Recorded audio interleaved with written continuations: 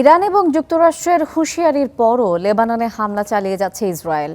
এর আগে ট্রাম্পের হুমকি উপেক্ষা করে বৈরুতেও হামলা চালায় দখলদার বাহিনী। বিশ্লেষকদের শঙ্কা, ইরানের সাথে চুক্তি ভেস্তে দিতে চায় ইসরায়েল, কারণ এই চুক্তিকে পরাজয় বলে মনে করছেন নেতানিয়াহু। তাই যে কোনো মূল্যে যুদ্ধ দীর্ঘায়িত করার ষড়যন্ত্র করছে দেশটি। রোববার যখন যুক্তরাষ্ট্র ইরান চুক্তির ঘোষণা হলো, তখনও লেবাননের দক্ষিণাঞ্চলে চলছিল ইসরায়েলি হামলা। সীমান্ত এলাকায় ছিল বোমা হামলার ধোঁয়া। গাজা থেকে লেবানন, তারপর ইরান। যখনই যুক্তরাষ্ট্র কোনো চুক্তির দ্বারপ্রান্তে পৌঁছেছে, তখনই তা ভেস্তে দেওয়ার চেষ্টা করেছে ইসরায়েল। ইরানের সাথে চুক্তির বেলায় সেটি স্পষ্ট। গেল মাসেও ট্রাম্প যখন ইরানের সাথে চুক্তি প্রায় চূড়ান্ত করে এনেছেন, তখনই বৈরুত অভিযানের ঘোষণা দেয় নেতানিয়াহু। এবারও কি এমন কিছু হতে পারে? এমন শঙ্কা উড়িয়ে দিচ্ছেন না বিশ্লেষকরা।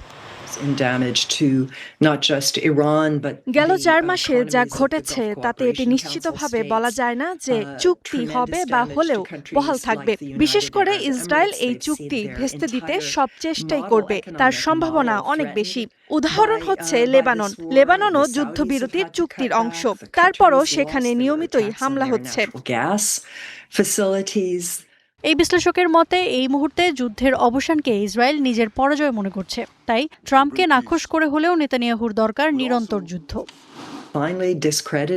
ট্রাম্প তো নেতানিয়াহুকে হামলা চালাতে বারণই করেছেন, তবে তিনি শুনেন কিনা তা দেখার বিষয়। ইসরায়েলি গণমাধ্যমগুলো যদি দেখবেন তারা চুক্তি নিয়ে খুশি নয়। তারা ভাবছে যুক্তরাষ্ট্র আর ইসরায়েলের জন্য এই চুক্তি মেনে নেয়ার অর্থ হলো পরাজয়।